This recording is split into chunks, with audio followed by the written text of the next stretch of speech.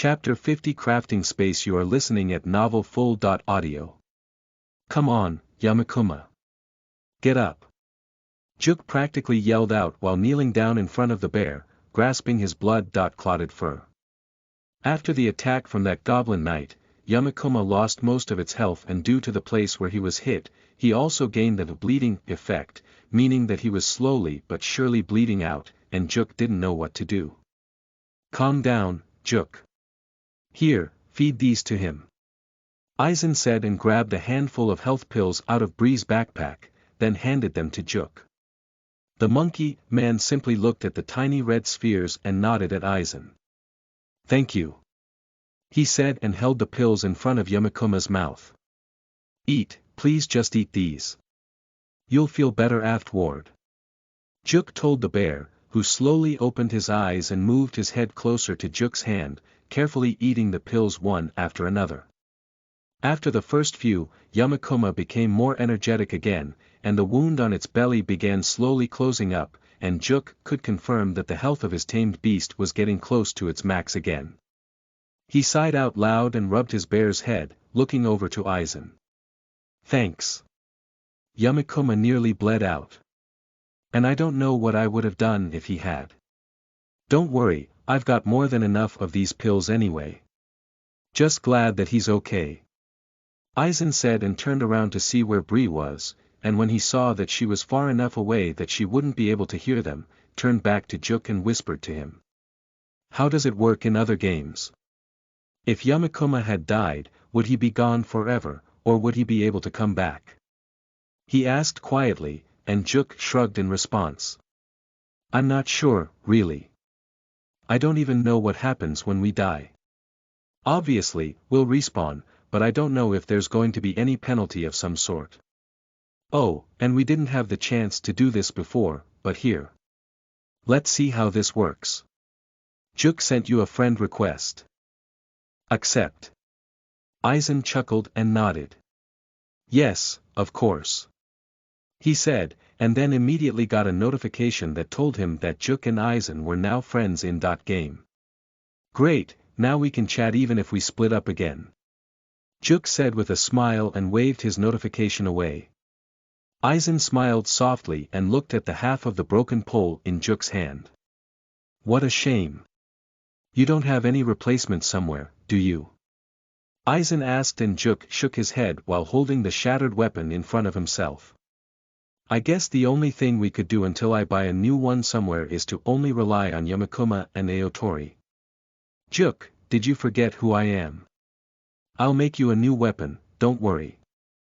Aizen said and walked over to Bree and grabbed the spear which he took from that goblin before, as well as some of his tools, including a mana crystal with a high heat flame enchantment, his hammer, and a thin mithril needle he bought from Moram's place to add something a little bit special into the new pole. Before he decided on what kind of enchantment to carve into the staff later, Aizen turned to Juk. Ah, you have mana manipulation, right? And you know how to push your mana out of your body. Yes, I do. Someone in the town near where I woke up taught me how. Why? Juk asked confused, and Aizen chuckled lowly in response. You'll see, don't worry. He said with a smile on his face and looked for a sturdy place to work at. Denmir mentioned that Aizen would be able to use the crafting space to improvise, and specifically mentioned the possibility of using a stone surface as an anvil replacement, so Aizen thought to directly try this out. Aizen looked around for a solid boulder with good density and then used alchemy to transmute it into a flat surface, just as he usually did to make a stone table to eat on while they were out in the forest. And just to make it an even better surface to work on, Aizen used hardening on it. It didn't really do all that much, and it was still not even close to how hard an anvil should be, but it was better than nothing. After that, since the surface of the rock was more than big enough to properly work on, Aizen formed a hole in part of the stone and hollowed it out to contain and somewhat compress the heat that would come from the high heat flame enchantment, and placed the mana crystal onto which said enchantment was carved into the bottom of the opening.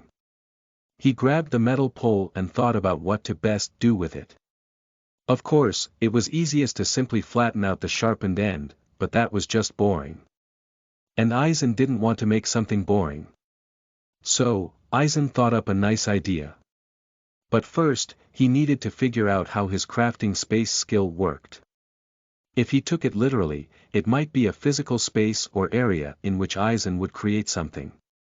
However, he could also take it differently, and it might be a type of headspace, where Aizen got into the feeling of crafting something, only concentrating on it. It couldn't hurt to try both, right? And exactly to try it out, Aizen did both at the same time. He concentrated on his tools and his new workstation. To him, at that exact moment, there was nothing else than his craft.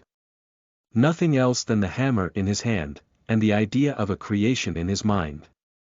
Aizen couldn't feel the soft touch of the wind anymore, and his body felt weightless as if standing in an empty space.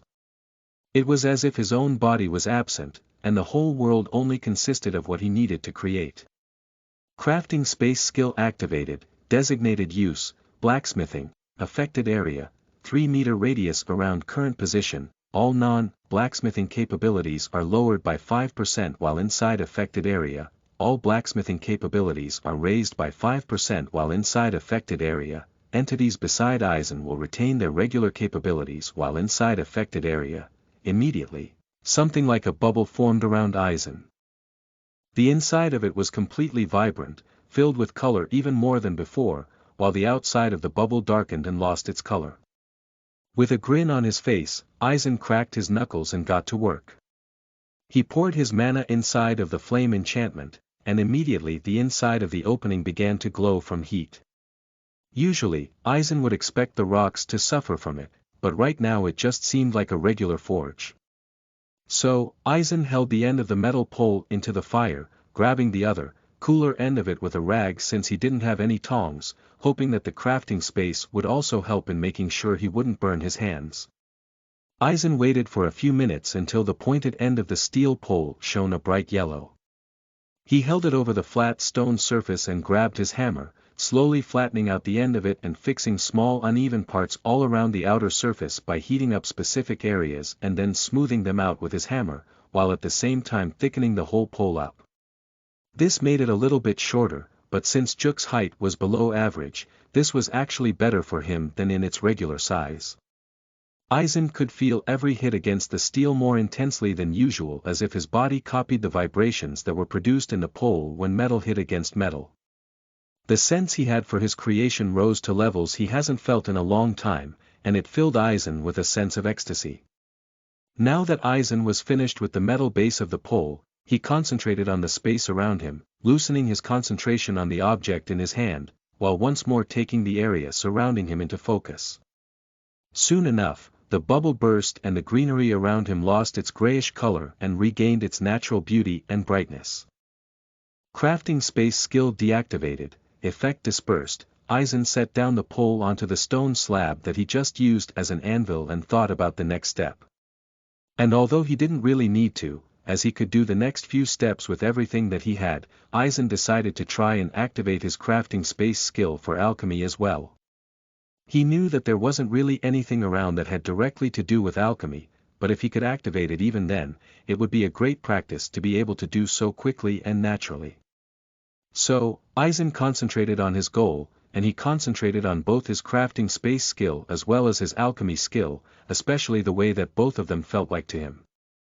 It took him a while, but soon enough the skills activated. Crafting space skill activated, designated use, alchemy, affected area, 3-meter radius around current position. All non-alchemy capabilities are lowered by 5% while inside affected area. All alchemy capabilities are raised by 5% while inside affected area. Entities beside Aizen will retain their regular capabilities while inside affected area. Perfect. Aizen muttered to himself and poured his mana into the pole while activating transmutation. Slowly, Aizen changed the shape of his mana and made the center of the pole disconnect from the outside, basically creating a metal tube.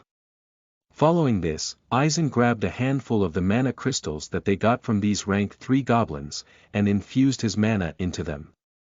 He used transmutation to fuse them together and form them into a thin rod that would perfectly fit into the opening in the tube and adjusted its dimensions a few times to make sure it would sit inside of the tube without moving around on its own. After that, Eisen used parts of the metal rod he extracted from the pole and created something like 2 caps to put on the end of the pole, both as an extra weight that will work together with centrifugal force to cause a stronger impact when Juk swings the pole around, as well as a good place to put some enchantments he had been planning on adding. They fit basically perfectly on the end of the metal pole, so all that Eisen would need to do later was to heat them up and try something like welding the caps to the pole. But the first thing he needed to do was to remove the current crafting space bubble and change it to the enchanting version. This time around, it actually didn't take that long compared to the first 2 times, and soon enough Eisen was encased by a bubble that strengthened his enchanting skill. Carefully, Eisen kneeled down on the ground so that he wouldn't shake no matter what, since what he would do now required a lot of fine work. On the ends of the mana crystal rod, Eisen would carve small enchantments, and since the surfaces were so small, it would need Eisen to concentrate strongly to be able to complete them without trouble. So, Eisen grabbed the mithril needle with the thinnest tip that he had and infused his mana into it. Slowly, Eisen got to work, creating a tiny enchantment that would make it necessary for mana to be stored inside the mana crystal, that would allow for the constant use of the extra ability Eisen wanted to enchant the pole with, without needing Juk to use his mana when trying to activate it in the middle of battle, letting him only concentrate on the fight itself. It took a while for Eisen to finish the mana storage enchantment since he was especially careful due to the size of it and then recreated the enchantment on the other end of the mana crystal rod. Eisen carefully pushed it into the center of the steel tube and made sure it would sit properly, and then grabbed the 2 caps for the ends of the pole. Eisen thought of how to realize the enchantment for the effect he wanted, and poured his mana into the mithril needle. He began to carve the enchantment, making it so that it would pull mana out of the mana crystal rod in the center of the pole to activate it whenever the pole impacted with something. The actual effect that Eisen wanted for it was force, meaning that it would highly strengthen any of Juk's attacks. After Eisen finished the enchantment for the second cap and was just about to remove the enchantment bubble, Eisen got a new idea. He grabbed the rest of the steel rod that he extracted from the pole and smiled before starting to work on this new idea. Eisen, race. Giant, dwarf halfling, occupation. Omni Craftsmaster, level. 47, HP. 1460, MP. 870, STR. 98, End. 99, AGI. 98, Int. 40, Wis. 40, Cha. 10, Titles, Original of the Mechanical Arts, Limit Breaker V, Skills, A Dwarf's Hands, Rank. 1, Level. 95, A Giant's Strength, Rank. 1, Level. 97, Alchemy, Rank. 2, Level. 16, Appraisal, Rank. 1, Level. 7, Blacksmithing, Rank. 1, Level. 61, Cooking, Rank. 0, Level. 56, Crafting Space, Rank. 0, Level. 45, Drawing, Rank. 1, Level. 6, Enchanting, Rank. 1, Level. 32, Golmancy, Rank. 0, Level. 1, Leatherworking, Rank. 2, Level. 4, Mana Copy, Rank. 1, Level. 4, Mana Double, Rank. 2, Level. 42, Mana Manipulation, Rank. 1, Level. 72, Swordsmanship, Rank. 2, Level. 14, Tailoring, Rank. 2, Level. 6, Tool Connection, Rank. 1, Level. 10, Woodworking, Rank. 0, Level. 49. Chapter 51 Gifts. You are listening at NovelFull.audio. Eisen stepped out of the enchantment bubble so that his alchemy skill wouldn't be affected, and quickly transmuted the rest of the metal rod into more caps, adding thin spiraling ridges to the caps and the two ends of the pole to make it possible for Juk to simply screw different caps on and off. Aizen designated 2 caps to simply leave without an enchantment, so that Juk wouldn't be forced to have an effect to his weapon at all times. The next enchantment that Aizen would place on the caps was an enchantment that caused something like an explosion of flames to shoot outward around the target when the pole impaced with something. It didn't take Aizen that long to do, since he already managed to figure out how to create the imp. Condition for activation with the force enchantment just now. The rest that Aizen needed to do was use the alchemical symbol for fire, and imagine a simple explosion while carving the central image. After that, Aizen chose the opposite type of enchantment, meaning one that would freeze the area on the target that was hit. Aizen carefully carved the conditions into the cap together with the alchemical symbol for water, using the image of an ice statue. The third, and for now last, enchantment that Aizen thought of was one of the wind element. It would expel an immensely strong gust of wind on impact with the target, meant to completely push it away. The thing that Aizen imagined for the center was a strong storm with the strength of something like a tornado, definitely strong enough to push you off your feet. After a bit, Aizen tried screwing all of them onto the pole to make sure they would fit on and the whole thing could be assembled quickly, even in the middle of combat if necessary. He smiled softly and nodded at the finished item. Modular Combat Pole, Quality. Highest, Rank. 2, Description, a high-quality steel combat pole created by the craftsman Aizen. It has a mana. Crystal core in order to store mana. Due to multiple mana crystals being used for said core, 2000 MP can be stored in total. As the core is not affixed to the steel itself, it can be swapped out at a later time if necessary. 2 caps can be attached to the ends of the pole to create various effects. Which those effects are depends on the attachment. Effect, +5 STR, +5 AGI, current attachments, force on impact x2, for creating an item of overwhelming quality, you gain +1 STR. At last, Aizen popped the enchantment bubble and walked over to Juk with a smile on his face. Here you go. I know it looks a little bit bare, but I'm pretty sure it should be better than what you've been using up until now. Oh, wow, thank you. You were able to make this really quickly. Juk exclaimed in surprise and held the metal pole in his hand, trying to swing it around a few times. This seems perfect. The weight is good, and the length as well.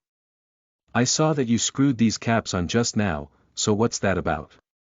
He asked, and Aizen handed Juk the other caps that he prepared. Let's just call them effect caps.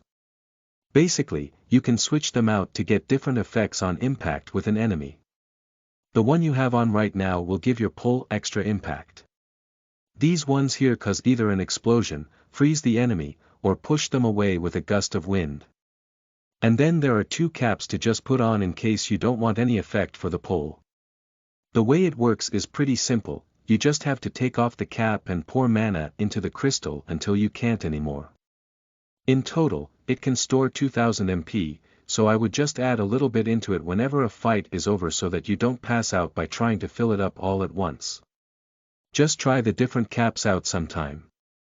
And don't worry, it's made so that just the end that actually impacts with the enemy shows the effect. Aizen explained and smiled as Juk excitedly stuffed the effect caps into his pockets. He quickly screwed one of the force caps off the pole and placed his palm onto the enchanting at the end of the mana crystal rod, slowly filling it up with some of his mana. Not too long after that, he placed the cap back on and walked over to the nearest tree. While holding the pole tightly, Juk got into stance and swung the pole against the tree so that the end of it would impact. Immediately upon forming contact with the bark, cracks formed in the wood and it was pushed in almost immediately as if breaking any second now. Wow! This is really good, thank you, Aizen. Juk said with a huge smile on his face. This was exactly the type of thing that always gave him shivers when watching anime, those types of cracks that would appear underneath a powerful character's feet due to sheer pressure. I'm not sure if I can give you anything in return, though. Juk explained with a frown, only causing Aizen to chuckle in response. Don't worry about it. I make things like this for fun, and it was a good chance to just experiment a bit. You don't have to give me anything for it. Just knowing that a friend of mine is using it is more than enough for me. Juk frowned softly but still smiled in response to this. I'm incredibly grateful that you would give this to me basically for free, but I would feel bad. At least let me give you this. The monkey man said and took his backpack from his back, carefully looking through it before grabbing the rag in which that marshmallow-like egg was wrapped. I have no idea what this is, beside that it is an egg. My appraisal skill is rank 2, and usually it tells me the full name, and the level or quality, and the rank of things I inspect. But for this, it still just tells me, egg. I don't know what it is, but it seems to be something pretty cool. I've got my babies here already, so I don't mind giving it to you. Even without a taming class, you should be able to tame 1 or 2 beasts or monsters. I don't know what bonus my title gives to me trying to tame things, but you should definitely be able to tame something that you basically hatch yourself. I'm sure it would be useful. Juk explained while swapping out one of the caps on the pole for the explosion cap and the other for the frost cap. Thank you, Juk. I'll cherish it and whatever is born out of this egg. Aizen said with a smile, since he noticed that it meant a lot for Juk if Aizen accepted it. Juk smiled and looked at the tree in front of him, holding the pole so that the freezing end was pointed away from him, and swung it against the wood in front of him. Immediately, a cold breeze shot outward and froze a small area around where Juk's pole impacted onto the bark, making it glitter in the sun after it became covered in a layer of ice. Directly afterward in the same movement, Juk flipped the pole and made the other end with the explosion cap hit the frozen area of the tree. An explosion shot out focused toward the tree and shattered the frozen wood into pieces, as well as the direct area surrounding it, turning it completely black due to the fire. Juk swapped out the explosion cap for the wind burst one excitedly, and hit the ground with it. Immediately, it shot out a strong gust of air that whirled up the dust that surrounded the two of them. Wow, this is amazing, Aizen. Thank you so much. He said excitedly, and Aizen laughed softly while carefully holding the egg in his hand. No problem. Just let me know if it stops holding up to your enemies, I'll make you something new whenever you want. Ah, and when I reach my goal, how about you come to Melro with us? I can see if I can make something interesting for your beasts as well. Maybe something to add on top of their claws, or some specific armor that fits to their body. Aizen thought with a grin at those ideas. Making things for animals instead of people would probably be pretty interesting to say the least. Thank you, I really appreciate it. If you ever need my help, I'm in your debt. Juk said with a smile and bowed forward to show his gratitude. Nonsense. It's the role of an old man like me to support the next generations. Aizen laughed and slapped Juk's back in a joking way. After Aizen grabbed his flame-enchanted mana crystal out of the stone forge, the two of them walked over to Bree again, who already finished extracting the mana crystals from the goblins and started to play with Juk's beasts a bit while Aizen and Juk were busy otherwise. Hey! Are you two finished now? She asked with a smile and ran up to them happily. Yeah, we are. We're pretty much ready to fight the next group of goblins. Aizen said and looked over to Juk to confirm he was ready to go. Before they moved on, though, Aizen made sure he stashed the egg away safely inside of Bree's backpack. And then, they continued to hunt. Juk! Careful, above you!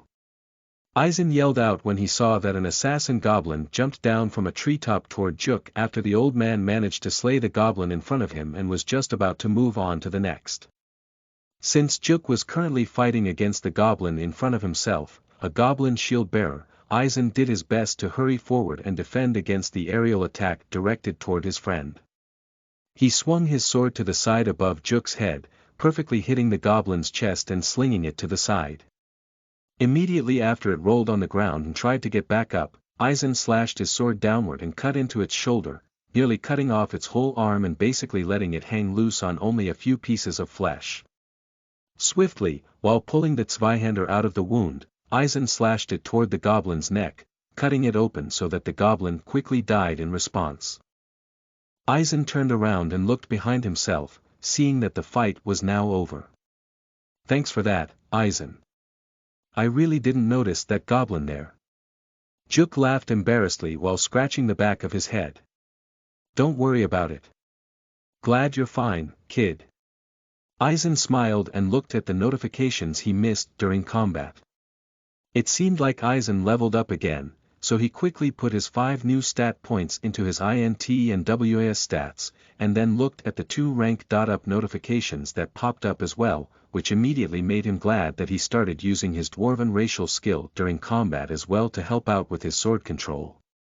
A giant strength reached level 100 in rank 1, upgrading to rank 2, activation effect and duration doubled. Due to ranking. Up your a giant strength skill, you gained +1 STR and +1 END. A dwarf's hands reached level 100 in rank 1, upgrading to rank 2, activation effect and duration doubled. Due to ranking. Up your a dwarf's hands skill, you gained +1 AGI and +1 END. Your END stat reached 100. Its effectiveness rose by 10%, your STR stat reached 100. Its effectiveness rose by 10%. Chapter 52 Goblin Town. You are listening at novelfull.audio. With a grin on his face, Eisen waved the notifications away, happy that he only had 3 more stats that needed to reach 100, and only 2 more if he considered that his AGI stat only needed 1 more stat point to reach 100 as well. Eisen was doing pretty well against these rank 3 goblins at this point, so hopefully that wouldn't change even if he only concentrated on his INT and WAS stats and then kept fighting stronger and stronger enemies, for which he would then rely on the 3 stats he wouldn't keep increasing for now. "Eisen, can you come over here for a second?" Juk yelled and waved the old man over. When Eisen got close enough, he noticed that Juk's eyes were completely white without an iris or pupil. By now, Eisen knew that this was what it looked like while Juk saw through one of his beast's eyes, so he figured that something was wrong with the area if Juk called Eisen over. "Is everything alright? Did you see something worrying?" he asked, and Juk nodded slightly. "It's not something necessarily bad, it's just that we have to make sure we're careful. I can see walls, and there seem to be a great number of buildings beyond them. We're probably close to a goblin town." "Ah, so it really was around here. Can you see any specifics about it?" Eisen asked and closed his eyes while he began to scratch his beard in thought. "Yes. It seems to be quite large, consisting of several different areas. The outermost area seems to be holding the weakest goblins in the town, as well as the worst equipped. The wall outside is made of old, unstable wood, and the huts are quite rudimentary, only consisting of mud and straw. Then there's another wall behind that area, seemingly quite a bit sturdier, and it's made of thick logs and even has some decorations. The huts there are a bit larger, and are made nearly completely of wood. I can't see the goblins well enough to tell how strong they would be. Then there's another wall, made nearly completely of stone, and beyond that are buildings made with bricks for the most part. In the center of that area is a large stone construct, something like a castle of some sort." "I see. So the goblins will probably get stronger the closer we get to the castle, huh? Should we set out toward the town? It would be a pretty good place to level up, right? Constant supply of enemies, and there will probably be a lot more materials to take advantage of. Oh, and if we clear a certain area, we can camp in the houses if we need to." Juk nodded in response to Eisen's suggestion, and the irises and pupils in his eyes showed up again. "That seems like a good idea, yes. However, we will probably be faced with a higher amount of enemies at once." "That's fine with me. I'll talk about it with Bree and ask her opinion about it as well. Is there something like a gate we can enter through?" Eisen asked while mentally beginning to plan the attack against the goblin town. Grasping the handle of his Zweihander tightly, Eisen smiled excitedly in the direction of the town, thinking about what this would mean. It would probably be possible to level up enough so that he could finish the quest he got from that cat. No, the creature that simply showed itself to be a cat. Aizen was sure that it would be some amazing mythical creature, and more importantly that it would be able to give Aizen great materials, to make even greater items. Thinking about this, all that mentally exhausting fighting was completely worth it. Well then, let's look at the loot we got today. Aizen said and sat down at the table inside the largest hut that was in their immediate vicinity after they decided they had cleared a large enough area inside the outermost part of the goblin town. It was getting close to evening, and Aizen's and Juk's game bodies were starting to need sleep. So, they decided to camp inside one of the huts, just as Aizen had suggested before. Luckily, inside were some rudimentary furniture, meaning logs as chairs, a simple fireplace, as well as a large log cut in half vertically to act as a table. Alright. Bree said with a smile and set down her backpack next to the table, slowly grabbing all the mana crystals, gems, and the like and placing them onto the surface in front of her. So, if you two don't mind, I would like to take most of the gems from the mage staffs, since I'm sure I could do some cool things with them. If you two want some, though, I don't mind. No, it's alright. I don't mind. I'm not sure if I have any use for most of the things we got from these goblins, except the mana crystals to sell for some money, of course. We can just split those in 3, if you want. You can split the rest however you want. Juk said with a smile while his tamed beasts were snuggling up to him and each other. Aizen frowned slightly, but ended up nodding. If you say so. Well, if you want me to make something for you or your beasts, you just need to let me know. Of course, thank you. The monkey man responded while the group simply split the mountain of mana crystals into 3 equal parts. After everyone packed their portions away, Aizen stood up and looked at both Bree and Juk. Alright, now. Shall I make something to eat for us? Aizen said with a smile and walked over to Bree's backpack and opened it up to look for the cooking ingredients and tools. Yamakuma, Aotori and the chicks can eat raw meat, right? Aizen asked while looking at Juk, and he nodded in response. Yes, they do. You don't need to worry about making something for them. I'll go out with Tsurishika later so that he can eat as well. Alright, then here you go. Give them this. With a smile, Aizen handed Juk some of the boar meat to give his beasts, and then stepped over to the fireplace, using one of the flame enchanted mana crystals to start it up. He placed the pan over it and poured oil onto the metal surface that was slowly heating up, then grabbed some of the pieces of the meat without any bones left in them to make simple pork chops. He was feeling kind of exhausted for some reason. Of course not physically, but he was starting to feel incredibly mentally exhausted lately. After all, he was basically constantly inside of this capsule, doing all kinds of things, some of which felt completely new to him. Maybe after finishing up this quest, he should just take a break and spend a day outside of the game, simply relax in his bed or read a book. But for now, he needed to finish everything up, so Aizen decided to pull through and just keep doing his best. So, Aizen began to cook. He placed the pork chops into the pan and smiled softly at the sizzle sound that appeared when he did so. After a few minutes, the old man finished browning the pork chops on both sides, and then placed them to the side on a plate. Aizen then grabbed a few apples that he picked earlier this day and cut them into wedges. He placed them aside and then took one of the onions he had and cut them into thin slices. Luckily this game was realistic, but not realistic enough to make him actually tear up while cutting these onions. He did still feel some discomfort, though. Either way, Aizen put the apples and onions into the same pan as he used before and added a little bit of water into the mix, which he then stirred for a little bit before placing the pork chops over the apple mixture. Then, Aizen quickly mixed some olive oil and a little bit of vinegar together, which he then drizzled over the pork chops. And after sprinkling them with salt and pepper, he placed a pan cover on top of it to slowly let everything simmer. It didn't take long until dinner was done after this, and brought the whole pan over to the table where Bree and Juk were already waiting after setting the table with the simple wooden plates and cutlery. Boar chops cooked with apples and onions, quality. High, rank. 0, description, a simple dish that has been made of boar pork chops that have been cooked in a mixture of apples and onions. Nice. Simple, but delicious.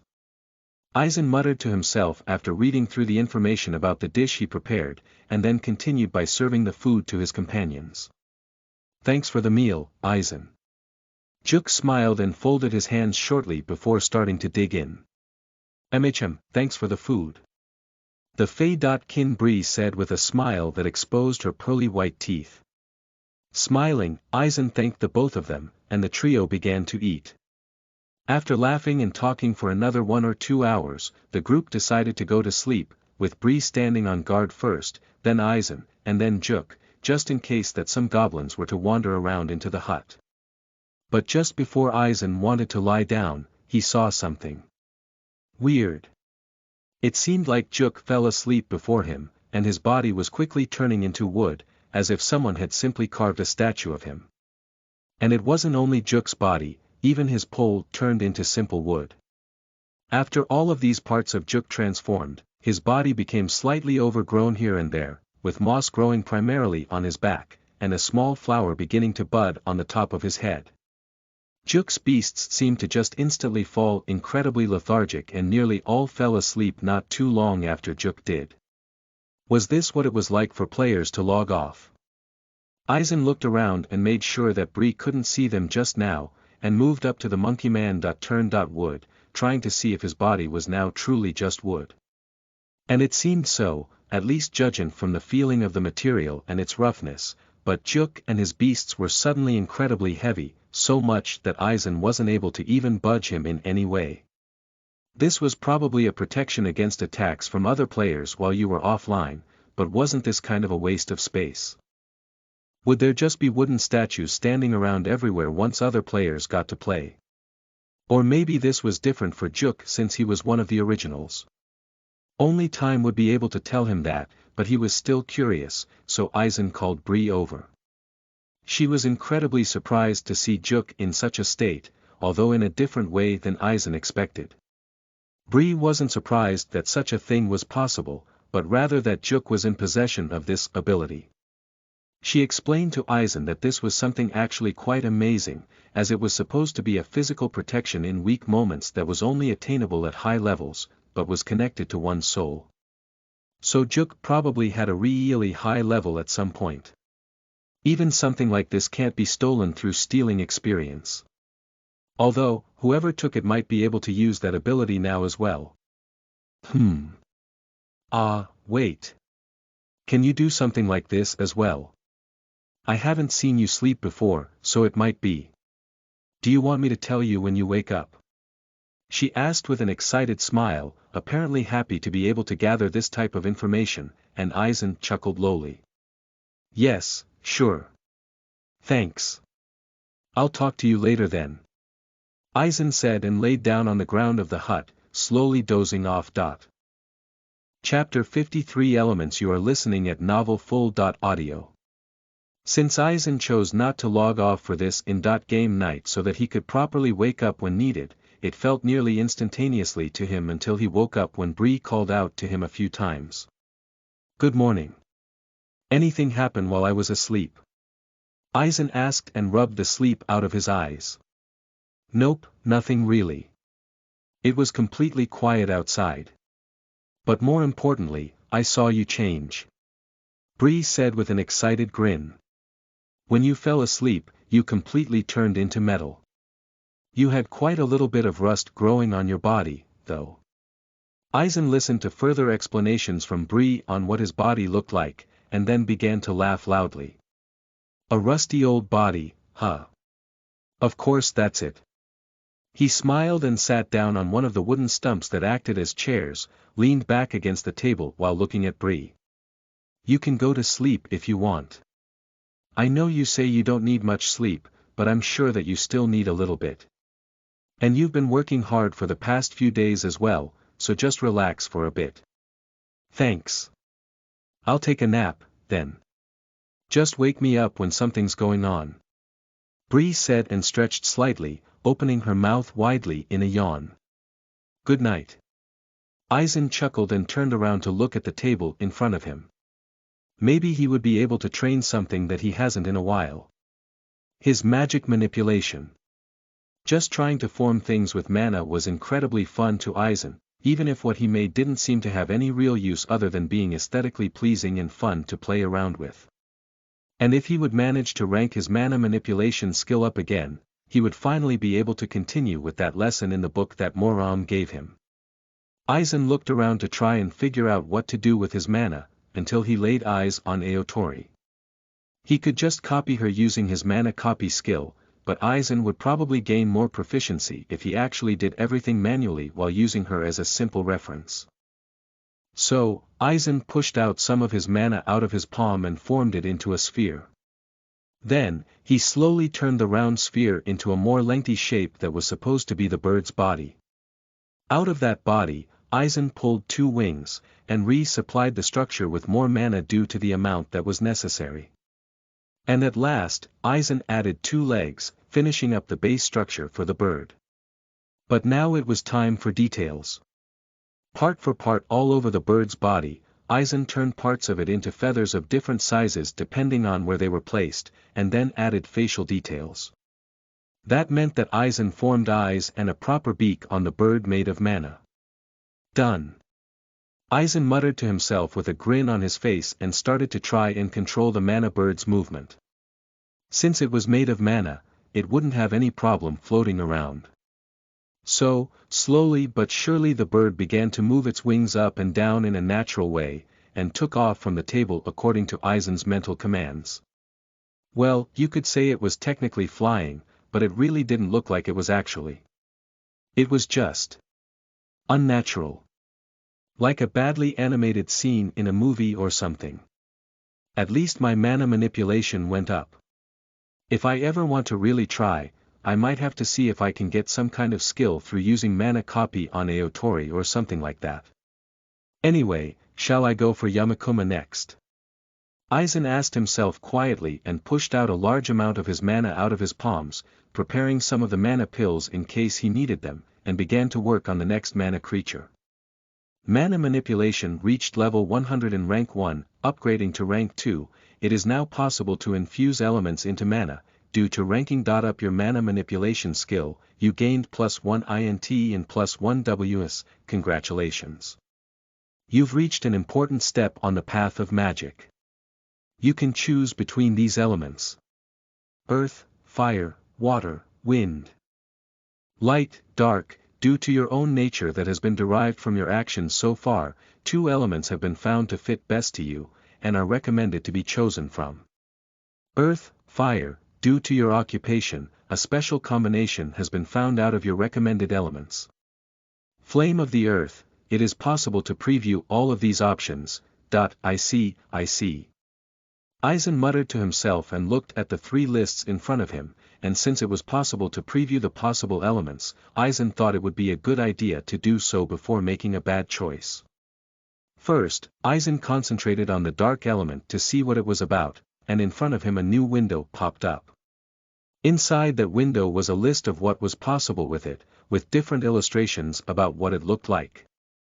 The dark element was mainly about buffing or cursing enemies and hiding yourself from sight. It was a type of magic often used by rogues or assassins type classes. As for light magic, it was rather about healing or buffing your companions, and sometimes creating mirages to confuse your enemies. Usually, supporters or healers would use this kind of magic. Wind magic was all about speed, and doing damage to others through quick attacks or through sharp blades and cuts in general. Often, people who would rely largely on blades and speed in general would rely on wind magic, beside mages of course. Next was water magic, which was a type of magic that often relied on steady damage over time, and often is able to stun enemies rather easily and slow them down. After looking through these of the basic elements, Aizen moved on to his recommended elements. So far, the dark, light, wind and water elements seemed like they would be useful in combat, but Aizen thought they weren't really a good fit to him. On the other hand, the earth and fire elements seemed more like they would. He spent most of his life around the flames of the forge, and the earth element reminded him of different metals, which were his specialty to work with. And when it came to the other crafts he was familiar with, all somehow came back to earth. Leatherworking needed the hides of animals that spent their lives treading on the dirt beneath their feet and living off of the fruits that it bears. And tailoring mostly used fabrics made out of different plants, like cotton for example, and these plants of course grew out of the earth.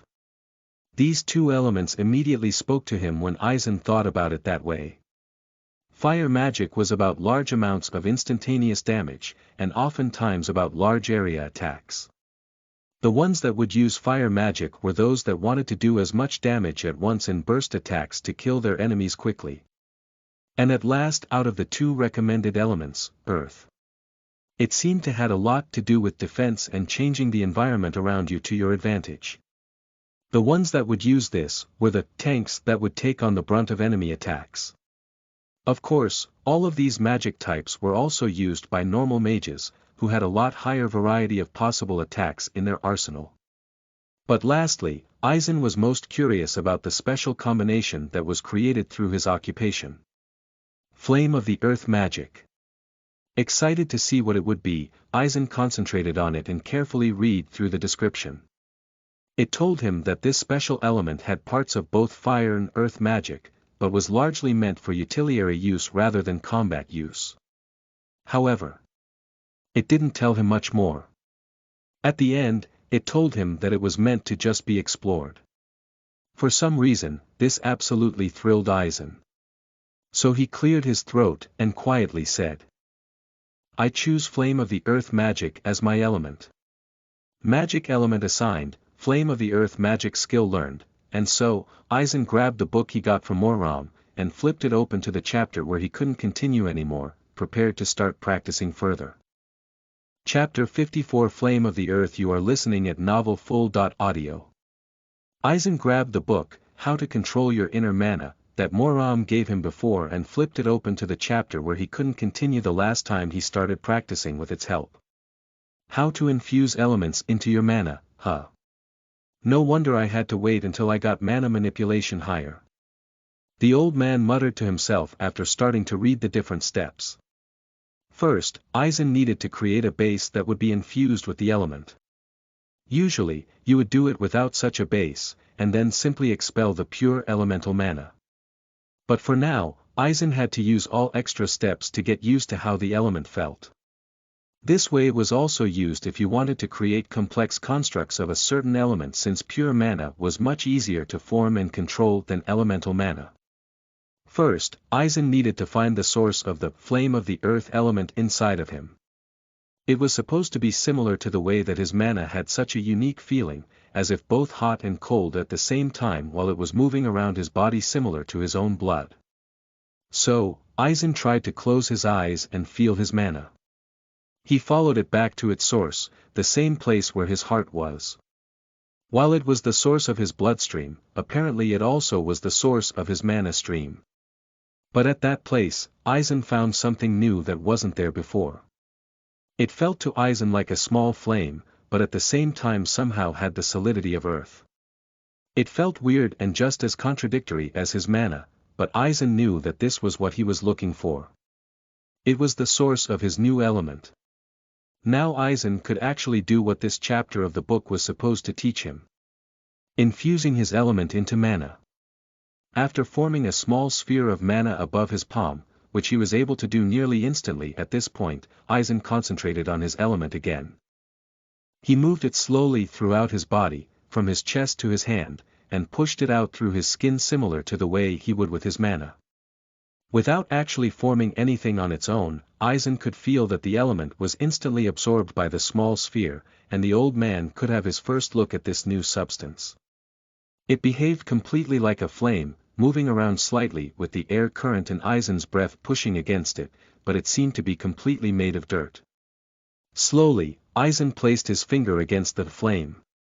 It felt warm, but not hot, and there was a certain amount of density to it.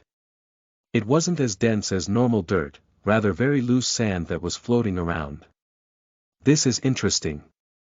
Something like this can only exist here, huh? Eisen whispered to himself and continued reading the instructions in the book. The next step was to control its state. Meaning, the water element could be frozen or turned into dense steam, and the flame element's heat could be controlled and changed, or the earth element could be changed into dust or rock. As for Eisen, he figured he would be able to at least change if his element would be a flame or dirt. So, he tried to concentrate on the flame of dirt in front of him as was described in the book. He imagined it turning into a pure flame, and soon enough the dirt caught fire and disappeared as if burnt away. It was a mostly dull red flame, with the hottest area only burning a deep orange, rather than the white or blue that Eisen expected. The old giant dwarf halfling thought about whether it would be possible to change the heat of this as well like for a normal flame element, so he thought about its heat rising. And slowly but surely, the center of the flame turned a clear orange closing in on white. But this was about the hottest that Eisen was able to get it for now. Maybe that would change at later ranks of the skill connected to his element. Either way, first, Eisen wanted to try and change the flame back into its base state, and then into the complete earth version. Eisen imagined the fire in front of him to turn into that flame made of earth that he just saw a minute ago. And slowly, from the center of the flame at its hottest part, dirt slowly spread outward until the fire completely disappeared and turned into its pure elemental state. After managing this, Eisen imagined the earthen flame as pure dirt, and he could slowly see it change to become harder and lose its flow until it began forming a complete sphere of dirt. Trying to check if it truly turned solid, Eisen poked the sphere and smiled when it didn't give in to his touch. Magnificent. This is truly amazing, I have to admit. Now, what's the next task in the book? Eisen wondered, and flipped to the next page that explained the basics of forming attacks with the use of your element. The first thing you were supposed to do was form your mana into the shape you wanted your attack to be in, and then infuse it with your element just like before. Then, you would manipulate the mana construct to do what you wanted with it. If that's the case, then can I also do something like this? Eisen muttered to himself and activated his mana double skill, as well as his mana copy skill to make sure it was actually clothed in case someone woke up, and then placed his palm on the double's back.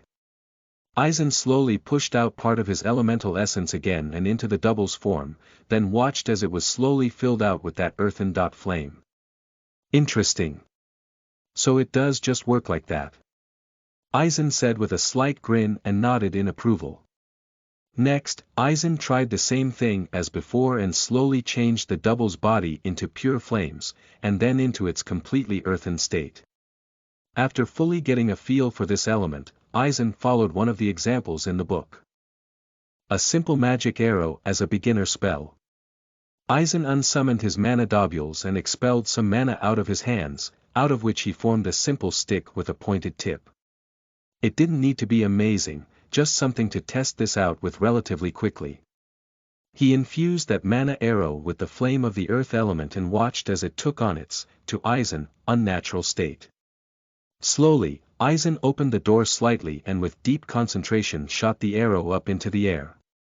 Magic spell learned, Flame of the Earth Arrow, add to spell library. Oh. Yes, add to spell library please. Eisen said with a smile and watched as the next notification popped up. Flame of the Earth Arrow added to spell library, info. Spells can be cast by expelling enough mana out of your body to form a cluster and then saying the name of the spell. The mana base has to be of the spell's element. I see. So can I just do this? He muttered to himself and pushed out more mana out of his palms, which he then infused with his element. Flame of the Earth Arrow. Eisen said next and watched as the flame of the earth infused mana turned into the shape of the arrow he just created before. It floated over Eisen's palm, and he could control it like he normally could without relying on the spell shortcut. And this all seemed great and absolutely amazing to Eisen in any and all ways, but still. Aizen wasn't a fighter at heart, and he never would be, so he really wanted to find uses of this element so that he could do something with it while crafting, although right now he wasn't sure if there were any uses like that. But on the other hand, there had to be, right? After all, it seemed like this was a special element that Aizen only got through his occupation as an Omni.Crafts master. So maybe the crafting uses for the Flame of the Earth element would show themselves at later ranks. Since right now, Aizen absolutely couldn't see any uses for it in crafting, that had to be it, right? Thus, Aizen chose to be patient and just try to rank the Flame of the Earth magic skill up until it showed its true worth to him. For now, though, Aizen decided that it was time to change shifts with Juk, and thus woke him up by calling out to him a few times. "Alright everyone, ready to go?" Aizen asked after cleaning up the cooking kit and preparing for the next day of combat. "Yup. Bree said gleefully, while Juk nodded as well. "But first, Aizen. Can I talk to you in private for a second?" The monkey man said and moved to the other side of the room, waving Aizen over while Bree tilted her head in confusion and then simply shrugged before starting to check she had everything they needed in her backpack again. "Everything all right?" Aizen asked with a slightly worried frown, but Juk nodded to calm him down. "Yes, don't worry. Everything is mostly all right. But I just want to let you know that this in-game day is the last day before I need to get up for work. And I'm not sure if we will be able to get you to the level you need to be for that quest by today and get back to that town, Melro, right?" "Ah, that's right. I completely forgot about that." Aizen muttered to himself and closed his eyes while slowly scratching his beard in thought. "Thanks for reminding me, Juk. No problem, but it's not about that. If I log off, I'll just be lying around here and be a target when I wake back up, not to speak of my beasts, of course, who might just be killed in their sleep. I know I can't be, because of that whole offline and sleep protection, but I'm still worried. If we don't make it back to Melro before I have to go, could you just take me with you? I will log off on Yamakuma's back and have him carry me there. Otherwise, I would probably be completely lost and wouldn't be able to find my way there." Juk explained, and Aizen nodded as he understood. "Alright, I will do that, then. Don't worry. But I hope that I will be able to reach my goal by the end of the day as well. It might be tight, but with the strength of these goblins and how much experience they gave up until now, it should be possible, even if just barely. And if not today, then by tomorrow morning." Aizen explained, and Juk leaned slightly forward in a bow to show his gratitude. "Thank you, Aizen," he said, and Aizen slapped him on the back with a soft laugh. "No problem, kid. Now, let's get going, shall we?" Chapter 55 Commander, you are listening at novelfull.audio. Careful, there's a rare one behind the next corner. Bree explained after scanning the next group of goblins that they saw in the second area of the goblin town. "It's a tamer, apparently, and it's specialized in poisonous animals. Snakes, scorpions, and spiders. They're climbing all over it," she said with slight disgust in her voice, while Juk's interest was piqued. "A tamer. Interesting. But that goblin should be hard to deal with. Except if we could kill all of the tamed monsters before him, but that could be hard." The monkey-man said, and Aizen nodded in agreement. "Yeah, that would make it a lot easier. They are relatively small, so they shouldn't have much health, right?" Aizen asked, and Bree nodded to say yes. "Emicham.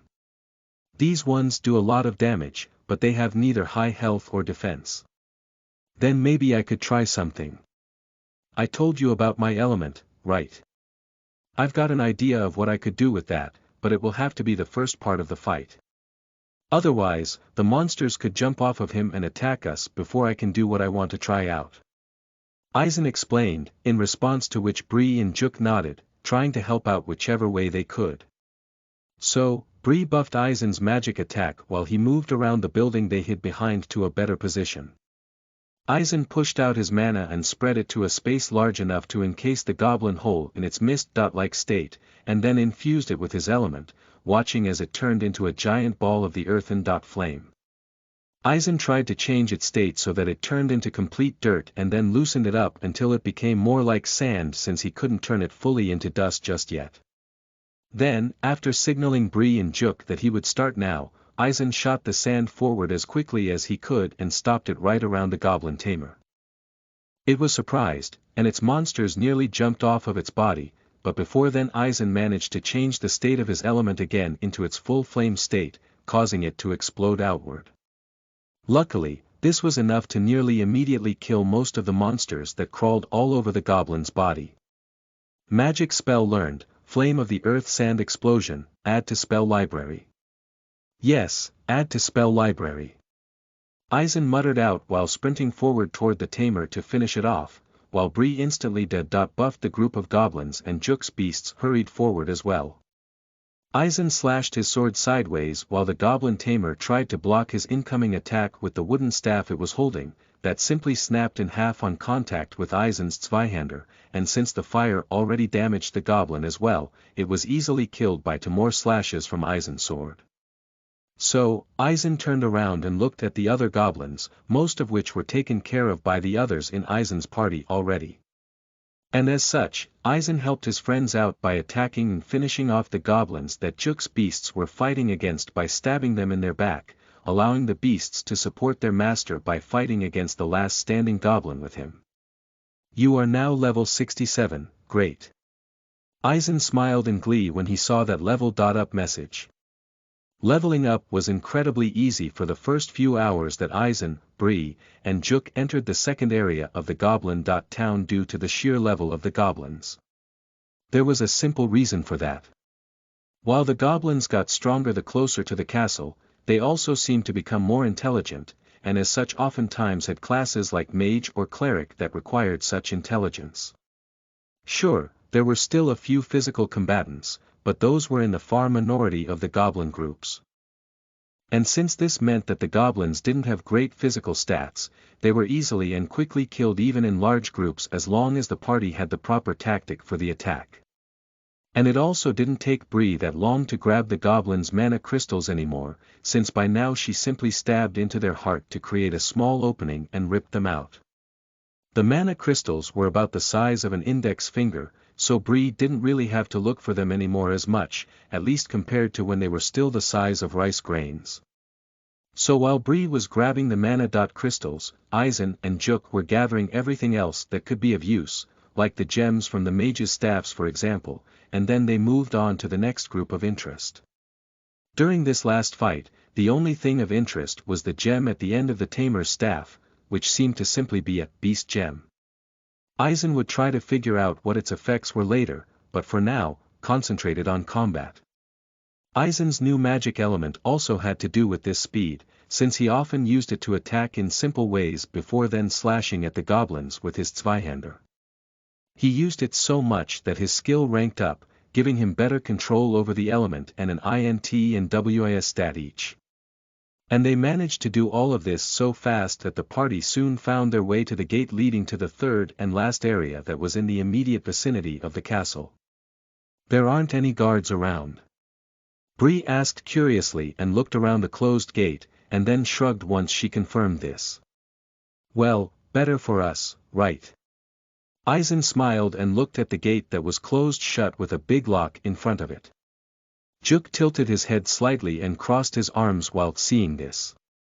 Should we try to just break it? He suggested, but Eisen shook his head while grabbing a small piece of metal, which he then formed into 2 simple tools. A bent tension wrench, and a lockpick.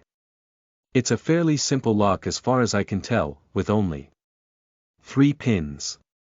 It's as if they wanted people to pick this lock. Eisen explained and shook his head in disapproval before getting to work.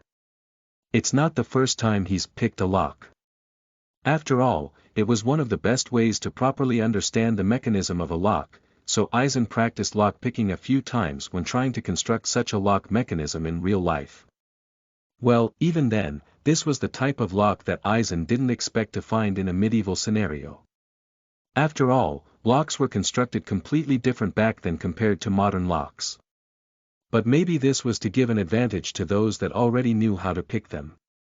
Either way, Eisen didn't complain and simply got to work.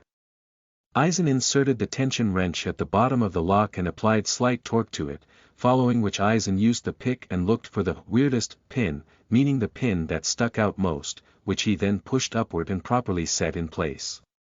This allowed Eisen to turn the lock further, and afterward, he set the second weirdest pin in place, turned the lock further, and at last set the third pin in place so that he could fully open it. Lockpicking skill learned. Oh. That's a skill, huh? Eisen muttered to himself while Juk and Bree looked at him in awe. As expected of you, Eisen. Juk said with a smile and was only met with approval from Bree. Amicham. You did that so easily, without even having the skill. Huh, yeah, but this lock wasn't so hard, to begin with, so it wasn't anything that great. Eisen laughed and then slowly pushed the wooden gate open, making sure that there weren't any goblins waiting on the other side.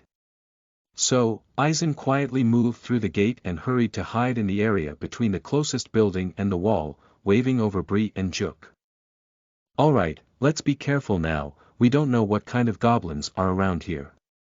Bree said and carefully looked around the corner of the house until she spotted a small open area with a well in its center.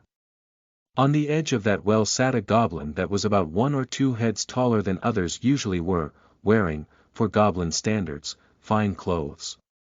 For some reason, it didn't look like it was a combat type at all, and despite its height seemed to be rather weak. Around it were another 5 goblins, all of which seemed to be regular goblin types, including a shield bearer, mage, cleric, assassin, and swordsman. Wondering what took Bree so long to determine a good approach, Eisen came closer and asked her, "Can you see anything?" She turned around and nodded in response. "I think so, yes. I think it's a goblin commander. They themselves aren't directly strong, but they can greatly increase the strength of the goblins under their command. And those goblins will do everything they can to protect their commander. But if we can kill it, the other goblins will receive a short dead buff for about half a minute. That should give us enough time to disrupt their party structure so that we can kill them quickly enough." "I see. Yes, that sounds like a good plan. But how do we get the commander, then?" Eisen asked, and Bree crossed her arms in thought. "Well, it's basically surrounded by the other goblins, so the best way to attack it without alarming them would be from above, but the only one out of our group that can do that is Aotori, and she can't do enough damage to kill it quickly enough." She explained, and Eisen scratched his beard while a slight grin began to form on his face. "I'll deal with it, but from the moment that I attack the commander, you two have to do your best so that I won't be instantly killed by the others. Let's go with our standard tactic for that, then." Eisen explained and looked up at the roof of the building they were hiding behind. He pushed out mana out of his body and spread it across the wall in front of him, activating transmutation to pull out certain parts of it, forming some simple, steep and narrow stairs for him to climb up on. Eisen, what are you doing?" Bree asked with complete surprise in her voice while the old man took step after step until he reached the roof, where he looked down and only winked at her since he didn't want to pull unwanted attention to himself. Eisen looked for the best rooftop to start a surprise attack and found that it was luckily just the one of the building next to the one he was on right now. So, carefully, Eisen created a small bridge between the 2 rooftops with the help of transmutation and then created another small and narrow platform that made a jump even easier. Signaling Bree and Juk that they should prepare to attack, Eisen did the same and grabbed his Zweihander tightly, jumping forward with his sword pointed downward as he closed in on the goblin commander's head. It seemed to have great senses, so it noticed the sounds that Eisen made while jumping off of the rooftop, but it was too late. When it looked upward to search for the source of those sounds, it was met with the cold metal from a blade that stabbed right through its body. Of course, from this height even Eisen took a good amount of damage, nearly half of his total health, but that was fine since this attack was enough to kill the commander, nearly instantly dead. Buffing the other goblins around him visibly as they were encased in a dark purple mist that shot out from the commander's body. The other goblins tried to attack Aizen instantly when they realized what was going on, but it was pretty much too late for them as well, as they were attacked instantly as well. The swordsman was mauled by Yamakuma, the cleric scratched by Aotori, while Bree hammered onto the mage and Juk swung his pole toward the assassin. At the same time, Aizen recovered from the impact to the ground and slashed his Zweihander at the shield bearer. This fight had already been decided. Aizen, race. Giant, dwarf halfling, occupation. Omni Craftsmaster, level. 67, HP. 1781, MP. 1590, STR. 100, End. 101, AGI. 99, Int. 92, Wis. 92, Cha. 10, Benov Com, Titles, Original of the Mechanical Arts, Limit Breaker V, Skills, A Dwarf's Hands, Rank. 2, Level. 23, A Giant's Strength, Rank. 2, Level. 23, Alchemy, Rank. 2, Level. 17, Appraisal, Rank. 1, Level. 7, Blacksmithing, Rank. 1, Level. 61, Cooking, Rank. 0, Level. 68, Crafting Space, Rank. 0, Level. 51, Drawing, Rank. 1, Level. 6, Enchanting, Rank. 1, Level. 41, Flame of the Earth Magic, Rank. 1, Level. 32, Golmancy, Rank. 0, Level. 1, Leatherworking, Rank. 2, Level. 4, Lockpicking, Rank. 0, Level. 1, Mana Copy, Rank. 1, Level. 4, Mana Double, Rank. 2, Level. 46, Mana Manipulation, Rank. 2, Level. 24, Swordsmanship, Rank. 2, Level. 58, Tailoring, Rank. 2, Level. 6, Tool Connection, Rank. 1, Level. 10, Woodworking, Rank. 0, Level. 49. Chapter 56 Field Boss. You are listening at NovelFull.audio. After they had finished off this first group in the last area of the Goblin Town, they directly moved on to the next after looting whatever they needed to from the goblin corpses. This time around, Aizen wouldn't try the same type of attack if there was a goblin command, since the risk involved was simply far too much. Not only was it a waste of time or pills to replenish all the health that he would lose, but if Aizen was ever going to miss a commander or if it was able to dodge, Aizen would basically be completely done for and be nearly instantly killed by the whole group of goblins the moment that he would hit the ground. It was a good chance to try it out at least once, but it wasn't a good idea to continue this in the long run, so they chose a different tactic from then on. Whenever they met a group of goblins with a commander as its leader, they would try and distract some of the regular goblins so that they would investigate and one side of the commander was exposed, after which Yamakuma with Juk on his back would run toward him. Before they reached that spot, Juk would jump forward and use either the force or explosion cap, this always depended on what types the other goblins were, to attack the feet of the commander, leaving all of the goblins to stagger, which gave Yamakuma enough time to push away the most threatening goblins to a good distance. After that, Aizen, Bree, and Aotori would follow. Bree and Aotori both would attack the physically weakest goblin together, while Aizen helped Juk out to kill the commander as quickly as possible. Once they managed this, the other goblins would feel their moment of weakness approach, giving the group the chance to finish all of the goblins off. They did this for about an hour until Yamakuma actually evolved. He reached the peak of rank 2 quite a while ago already, but according to Juk, there were some kinds of requirements for the Darkness Bear to evolve. What those requirements were wasn't actually mentioned, but Juk said that he figured it was simply about killing a certain amount of monsters, as that was the simplest reason for now. And not only Yamakuma evolved, but something else happened as well. Aotori's chicks grew up enough to participate in combat, and shortly afterward, Aotori evolved into a frozen eagle. She grew slightly in size, and her feathers changed from somewhat translucent in some areas and glittering like ice, all the way to being made of an ice-like substance that was cold to the touch, but apparently couldn't melt, at least not in these temperatures.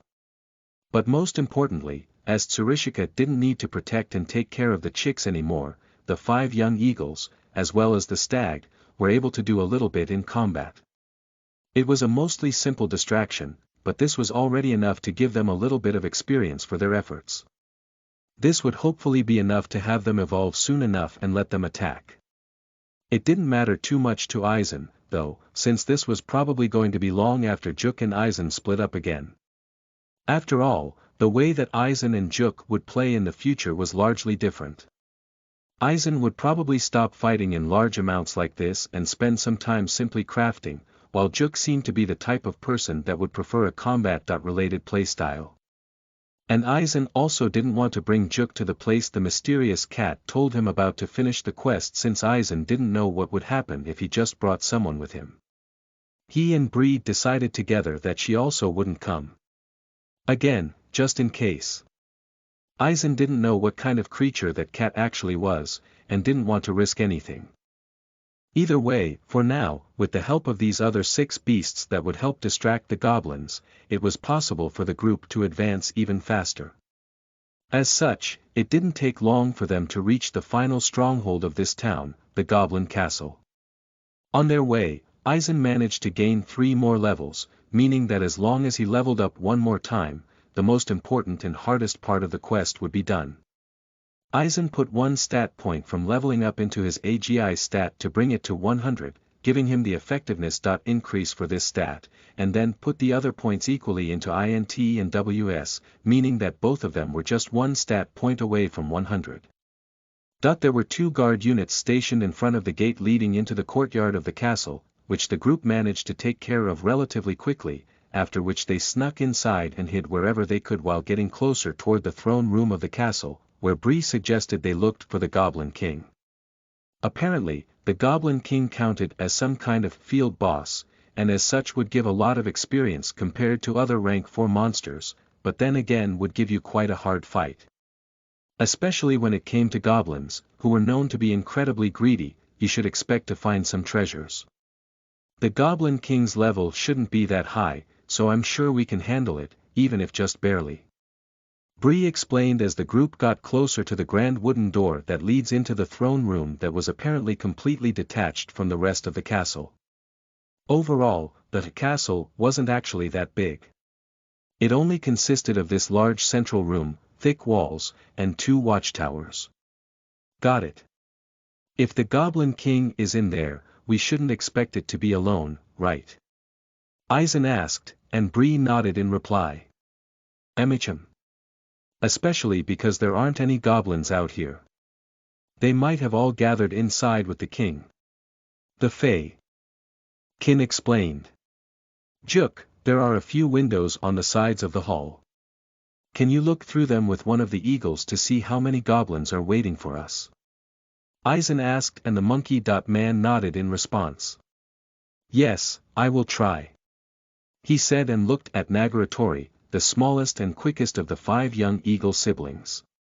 Nagaratori's eyes turned complete white the same moment that Juk's did, showing that their sights were now connected, and the small blue eagle took off. Not long after this, Juk began to talk about what he could see. There's a large goblin sitting on a throne, that seems to be the king, and there are 5 groups of goblin commanders kneeling on the ground in front of him, with 25 more goblins directly behind them, also bowing down. The king seems to be holding some kind of speech. It doesn't seem like it's ending anytime soon. He explained, and in response, Aizen closed his eyes and scratched his beard in thought, which was when he got an idea. Bree, give me those flasks we found in some of the buildings around here. Oh, and empty glass bottles, please. Eisen said with a grin, and Bree tilted her head but did as the old man said, laying about a dozen small flasks onto the ground in front of Eisen. Even while closed, they gave off a strong alcoholic smell. Eisen took some of the glass bottles that Bree gave him next and activated his transmutation, forming them into small, hollow glass balls with an opening at the top and only a quite thin layer of glass. Then, he grabbed the flasks and filled up these balls with the strong alcohol one after another, then completely closed the glass balls up again with transmutation. Eisen, what are you going to do with those? Bree asked curiously, and Eisen handed out the different glass balls to everyone in the group. Well, what we're going to do now is throw these at the goblins, and then light all of them on fire. The moment I open this door, throw them inside toward them as quickly as you can, okay? This is our best chance at weakening them for now. I suggest that when the fire spreads inside, we storm in and take care of as many goblins as we can, and preferably some of the commanders as well. That sounds like a great idea, actually. Let's do it.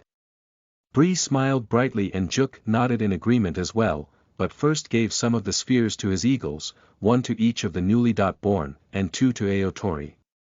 While they were all preparing to throw the balls into the hall, Eisen got out one of the flame-enchanted mana crystals and prepared to activate it. He slowly moved to the door and nodded at Bree and Juk to make sure they were ready, and then quickly pushed the door open. Immediately, the 6 eagles flew inside and dropped the glass balls onto the group of goblins while Eisen, Bree, and Juk threw their respective glass balls into the crowd as well. When Eisen noticed that the goblins and the areas around them were now covered in the strong alcohol, he poured his mana into the enchantment and threw the burning mana crystal into the room.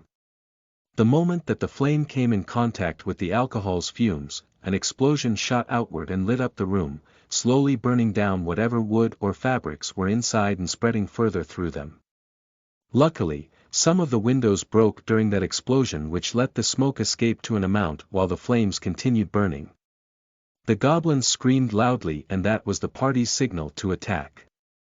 When the first goblins came rushing out of the fire, they were immediately met with one of 3 different weapons. A sword, a pole, or a hammer.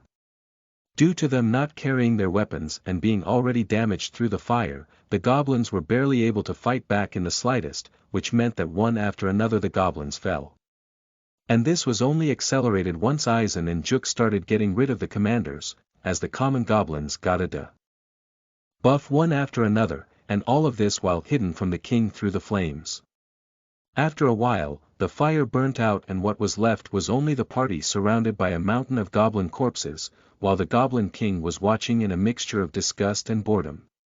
It stood up with what seemed like a sigh and grabbed the gold-layered cane leaning onto the throne while its cape made of simple animal hides fluttered around behind it.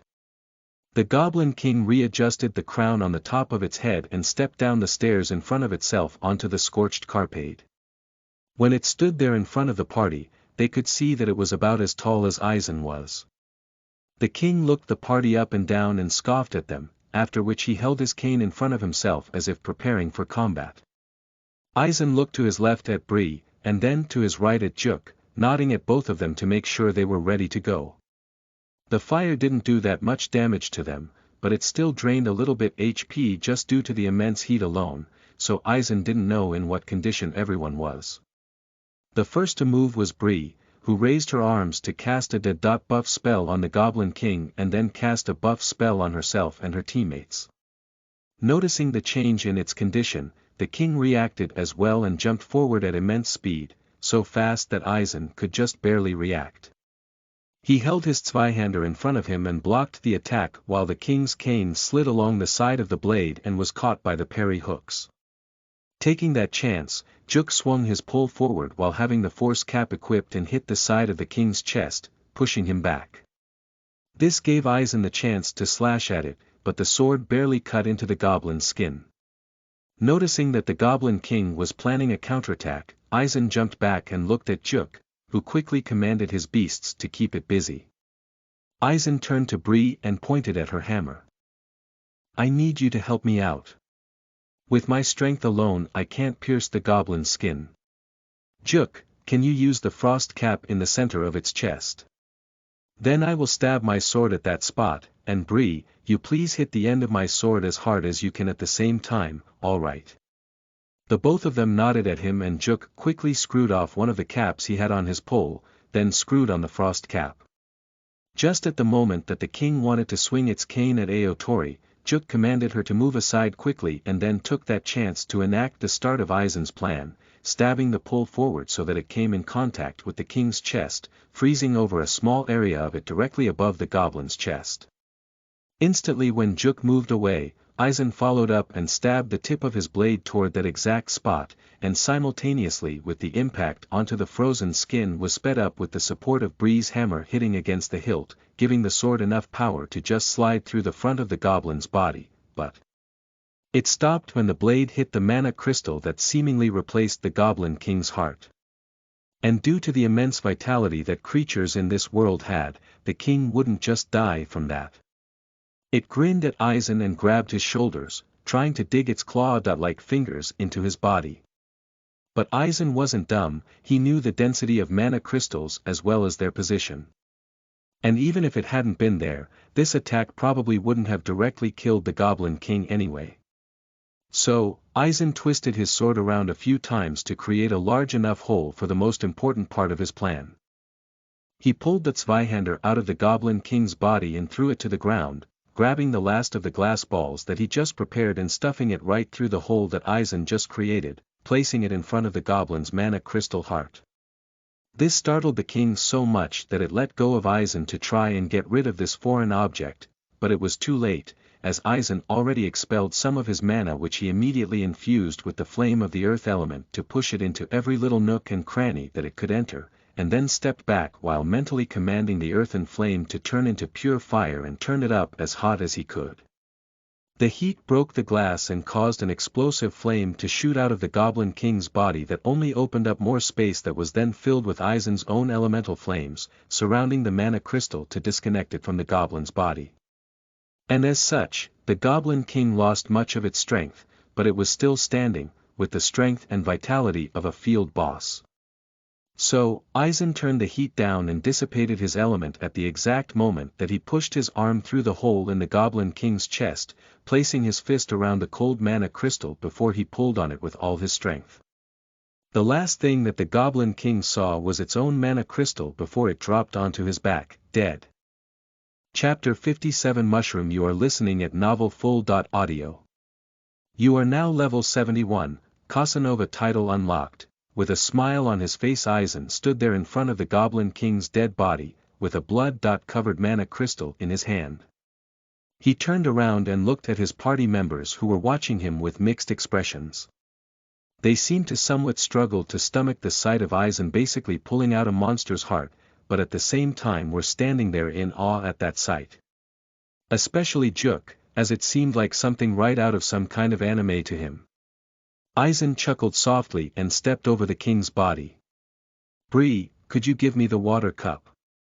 he asked, and she simply took the mana crystal from him instead. "That's fine. I can clean it. She said with a smile, and Aizen nodded as he let go of the crystal and decided to quickly clean his hand with a rag, before opening his status page. He turned to his party members and grinned slightly. By the way, I leveled up again with this fight. We can finally get back to Melro. Congratulations, Aizen. Now you can finish that quest," Bree said with a smile as she stashed away the mana crystal. "Yeah, finally. I'll just assign my stat points now, and then let's look around if there's anything useful around here," Aizen said and quickly brought his INT and WS stats to 100, assigning the other 3 points randomly. Your INT stat reached 100. Its effectiveness rose by 10%, your WS stat reached 100. Its effectiveness rose by 10%, after waving these notifications away, Aizen looked at his new title as well. Because obviously, Casanova wasn't the first thing he thought of when thinking about that brutal scene just now.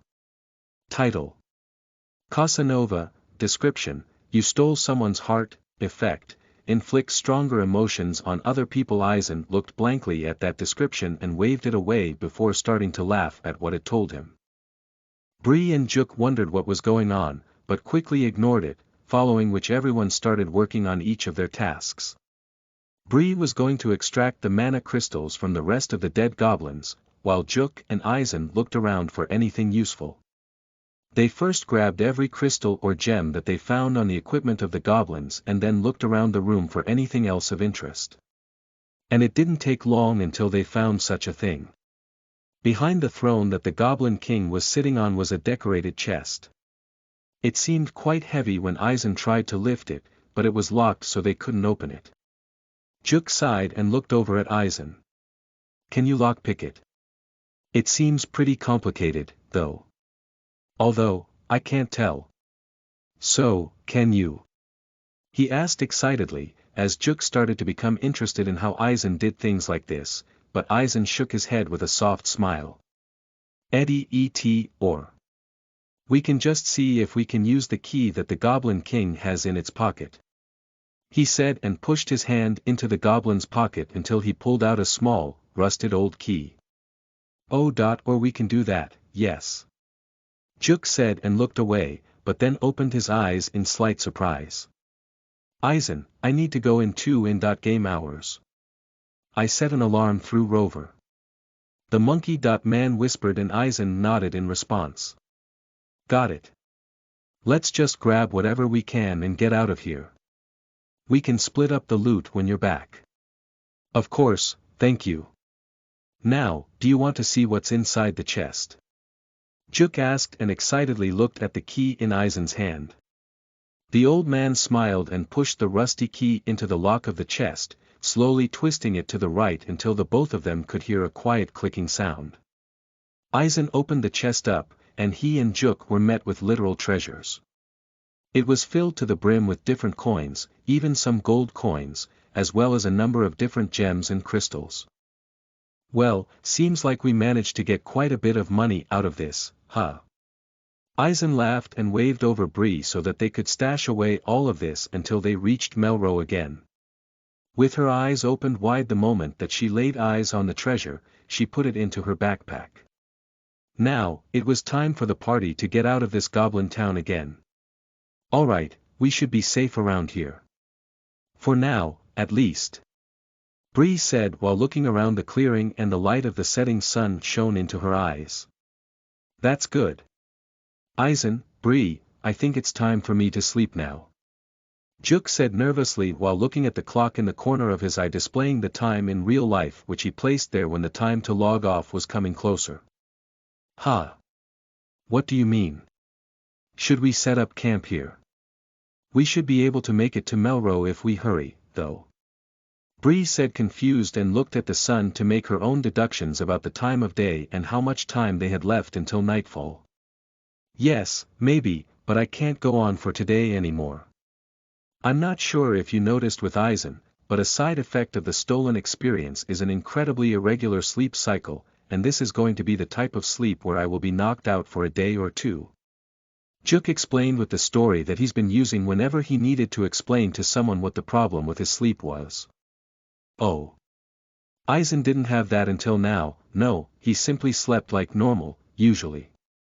The Fei-Kin tilted her head and looked at the old man, and even Juk was a bit surprised by this. If this was the case, this would mean that Aizen was online and playing basically constantly for nearly a whole week. Huh, yes, that's true. Well, that time might still come, though. If not now, then surely sometime later. Aizen chuckled lowly and then turned to Bree. But don't worry, Juk and I already talked about this. He will go to sleep on Yamakuma's back and be carried to Melro like that. Yes, exactly. And if you want, Aizen, Yamakuma can carry you as well. Especially after his last evolution, his strength increased immensely, and he's become quicker now that he's a shadow bear, so he can carry the backpack as well, while Bree on her own should be light enough to be carried by Tsurishika. If it's alright for you to give your backpack to Aizen for the trip back, at least. Juk explained and jumped onto Yamakuma's back. Okay, that's alright. Here, Aizen. Bree said with a big smile and handed Aizen her backpack, which he happily received and swung over his back. Damn, Bree, this is pretty heavy. Are you really alright after carrying this around all day? The old man said and already felt phantom pain in his back. He was glad that this was a game, since he probably never would be able to carry this for more than 2 minutes in real life, especially at his current age. No, it's fine. I got the backpacking skill not too long after starting as a supporter. She explained, and Aizen nodded in response. Because of course there would be a skill like that. But Aizen was wondering about something for a while now. Actually, Bree, under what category do these type of skills fall? They are neither combat nor creation-oriented, right? He asked, and Bree placed her index finger to her cheek in thought. It's like a general skill. It's something that anyone can technically do and learn to whatever amount. Some of these skills take a lot longer to get than others, and there are some occupations that make some general skills grow faster, or let you do different things with them. For example, with your lockpicking. At a rank up, you might only get effects that just make lockpicking easier, but a thief might get an effect that lets them see the mechanism. I see. Thank you. Then I wonder if there are general skills that help me out. Aizen muttered to himself as he stepped forward and climbed onto Yamakuma's back. He looked back one more time and saw that Bree was hugging Tsurishika's antlers and playing around with the eagles. Alright, are we ready to go? Juk asked, and after getting nods from both Aizen and Bree, he looked at his beasts. Okay, everyone, follow Aizen's directions, got it. The monkey-man commanded and nodded at Aizen behind him before logging off and slowly turning into wood while gripping onto Yamakuma. Alright guys, let's go. It's basically just straight for a while through this forest, but it goes up and down a lot, so we'll have to look for the best paths to walk on. The two large beasts, Tsurishika and Yamakuma, nodded in response and began to walk forward, slowly but surely speeding up. They dodged the trees and bushes, and every once a while a group of goblins that were roaming around, all the while Aizen was making sure Juk was properly sitting on Yamakuma's back so that the unbreakable wooden body wouldn't fall off the bear's back in the middle of nowhere. After about an hour of riding on Yamakuma, Aizen heard some rustling in the backpack that seemed to have appeared so gradually that he really hasn't noticed up until now. While trying to be careful not to drop anything, Aizen grabbed the backpack from his back and opened it up, looking through it until he found the source of the sound. The egg that Juk gave him in exchange for the combat pole. Aizen grabbed the rag that it was wrapped in and opened it up, until he saw the lightly pulsating marshmallow-like egg. Excited, Aizen quickly put the backpack back on and looked at the egg intensely, basically not caring for anything else at that moment. Slowly, the egg grew to the size of his fist within a few minutes, until it suddenly popped open. As the outside layer of the egg was shriveling together, what was revealed standing on Aizen's palm was a small, bipedal mushroom without arms, but two small stumps as legs. Aizen peeked down and saw two black dots hidden underneath the red dot-based and white dot-dotted cap. Hello there, little guy. How are you? He asked with a smile on his face, and the small mushroom tilted its head. Cap, and looked up at the large face in front of it, until the two black dots began to glitter happily and the mushroom jumped at Aizen's head. With a soft laugh, he caught it and placed it on his palm again, holding it up closer to his face, directly in front of his two eyes, until a notification popped up behind the mushroom. Congratulations! You tamed a myconid hatchling, Amanita muscaria, taming skill learned, name the tamed monster. Chuckling lightly, Aizen smiled and thought about it for a bit, and then nodded once he decided on a name. Let's call you Korea, he said, and in response this name, Korea jumped forward as if wanting to hug Aizen again. The tamed monster has been called Korea. I'm glad you like the name. Now, what's this? The old man smiled and turned his head to look at the new window that popped up when Aizen gave Korea its, or her, name. Mushrooms probably didn't really have a gender, but Coria definitely seemed somewhat feminine to Eisen in his mind, so he couldn't help but call her a her. Either way, now Eisen looked at the status window that showed itself. Coria, race. Myconid hatchling, Amanita muscaria, owner. Eisen, rank. 0, level. 1, HP. 10, STR. 1, end. 1, AGI. 1, skills, none. Chapter 58 Climb. You are listening at NovelFull.audio. It didn't take long until the group made it back to Melro, and just before they entered the tunnel, Eisen and Bree stepped down from Yamakuma and Tsurishika respectively and simply led them into town with a hand on the beast's back to show everyone that they were tamed.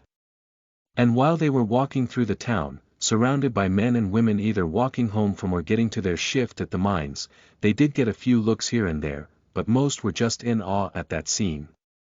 However, the one that was looking around in awe the most was Coria, the small Myconid hatchling that Eisen tamed not too long ago, that was now sitting on his shoulder.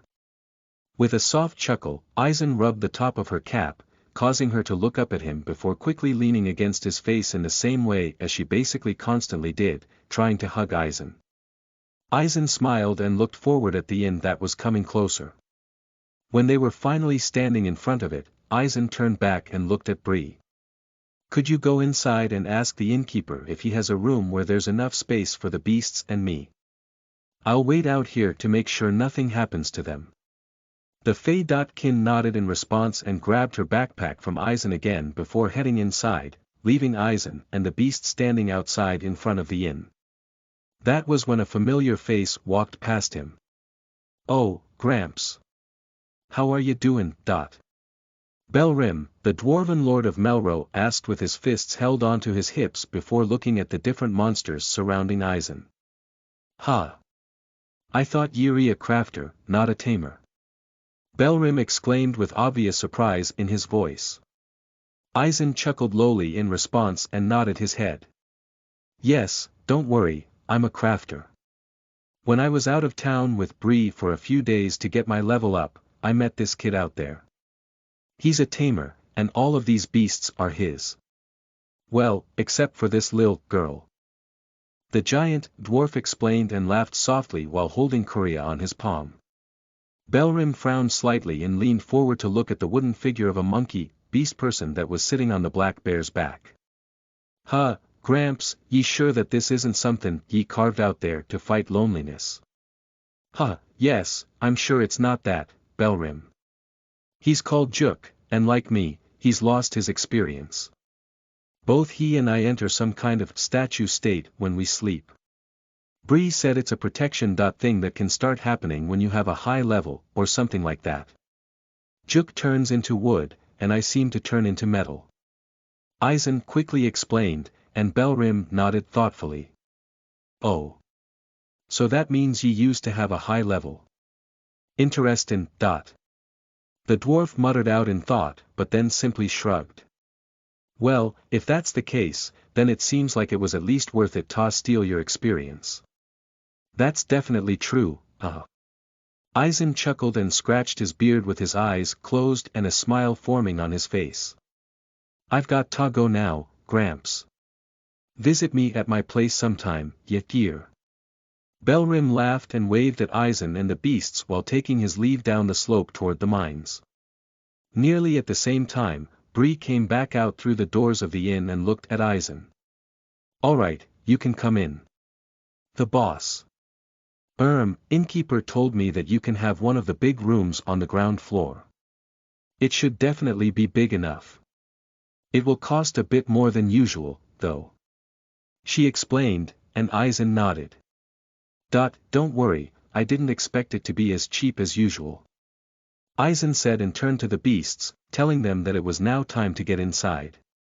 The beasts followed Eisen inside slowly and sluggish, as if incredibly tired, and were then led to the room by Bree. It was quite large, with couches, beds and different furniture inside. Before letting the beasts lie down, Eisen moved some of that furniture around to make space for them, and laid some blankets around the central carpet so that they had enough space to sleep. Bree, there's 2 beds, do you want to stay in here as well? We'll just leave Juk to sleep with the beasts. Yamakuma's fur seems quite comfy anyway. But this way might be good, since I will be getting on my way to finish my quest, and I don't know when I'll be back. So until Juk wakes up, just check up on the beasts every once in a while, alright? Aizen suggested and sat down on the bed after Yamakuma shook Juk off of his body onto the center of the carpet. That alone looked quite weird. Juk's body moved still like he just had a normal body, just a lot weirder and slower, but he still fell onto the ground and ended up laying there like he was sleeping. Immediately following this, Yamakuma and Tsurishika laid down around him and basically instantly fell asleep, while the eagles laid down in the empty spaces between Juk and the other beasts. Bree smiled brightly when she saw this scene and nodded. Okay. But be careful tomorrow, alright? She exclaimed and sat down on her bed, while Aizen chuckled and laid down on his. Don't worry, I'll be careful. Good night, Bree. He said with a smile and quickly changed out of his leather armor under the sheets, and then watched Kuria as she laid down on Aizen's chest, using his beard as a pillow. Good night, Aizen. Bree responded and laid down as well. And just like that, the group spent the first night in a while sleeping without needing to worry about being attacked by a horde of goblins. Alright, I'm off. See you later, Bree. Aizen said with a smile and waved at Bree while walking toward the western gate with Kuria on his shoulder and a small backpack on his back, filled with a few provisions and different pills, as well as his Zweihander over his other Shoudler in case he met some monsters on the way to the cat's lair.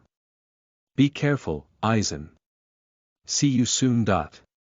Bree yelled out and waved at Aizen as well as he was taking his leave. The old man took his time walking through the town and then walked through the western tunnel together with the large amount of physical laborers, although Aizen wasn't sure where they would be going. In the direction of the forest it was obvious, as it was simply to gather lumber, but out in the direction where there were basically just rocks everywhere that was a bit more complicated. Maybe there were mines, other than the 2 main ones in town, somewhere around. Since most of the laborers were carrying pickaxes with them, Aizen figured that something along these lines was the case. This reminded Aizen to maybe buy a pickaxe, or better even make on himself, and try out what mining was like in this game. He did earn a little bit of money a few times through something like that while traveling in the past, so he was somewhat familiar with it. It definitely couldn't hurt to get to know the different materials of this world more intimately in such a way. Back in the day, the ways that Aizen's father made him train to get intimate with metals were, well, really intimate. Aizen shook those thoughts away again and simply followed the path in front of him. This morning, he talked to Bree, the innkeeper and a few other random people to ask them about some local legends or rumors that had to do with a mysterious being hiding high in the mountains somewhere near town, and apparently there was really a case of there being something like that, and all these rumors and legends pointed toward one place. The peak of the highest of the mountains immediately surrounding Melro. That was actually the place where Bree was formerly abandoned by her comrades, which, in Aizen's eyes, was only more reason for her not to come along, as it seemed to be some kind of trauma for her. So, Aizen chose to go there just with Kuria by his side. After all, he didn't think that it was really possible for her to be too far away from him, as his tamed monster. And he also hoped that whatever he was going to meet soon wouldn't mind, especially since this little bean of a myconid couldn't be a threat to anyone. Aizen obviously hoped to keep it that way. Since there seemed to be different paths for monsters to evolve, Aizen resolved himself to make sure that Kuria would take the best path to stay as adorable as possible. Aizen followed the description he was given as closely as possible and walked up the narrow paths that would bring him up the mountain. At the beginning, they weren't really that steep, so it was just like a nice, relaxing walk. But soon enough, the paths became so steep that parts of it were already carved into steps to make climbing them easier. After about 2 hours of climbing these paths non-stop, Aizen stopped for a bit and looked around to take in the scene in front of himself. From this spot, he could oversee all of Melro. This high up, it somehow looked like just a hole in the ground, maybe something that was literally drilled into a rock. He could see the inn, all the places he worked at until now, and even the bottom of the whole town where his duel against Hendrik took place. With a somewhat sentimental smile, Eisen sat down on a nearby rock and simply took in the sight with his elbow rested on his knee and supporting his head with his hand. Seeing this, Kuria tried to mimic him, but instead simply ended dropping forward when she tried to rest her cap on a non-existent hand. Chuckling softly, Eisen caught her and placed her back on his shoulder. "Be careful. Don't want you to hurt yourself, Kuria," he said and continued looking forward for a while. Not long after this, Eisen stood back up and slightly stretched before continuing to ascend this mountain. It also didn't take much longer that Eisen was met with rather serious hurdles, ones that he wouldn't have been able to overcome in his real body, as they required him to actually climb up certain areas that consisted of completely vertical walls.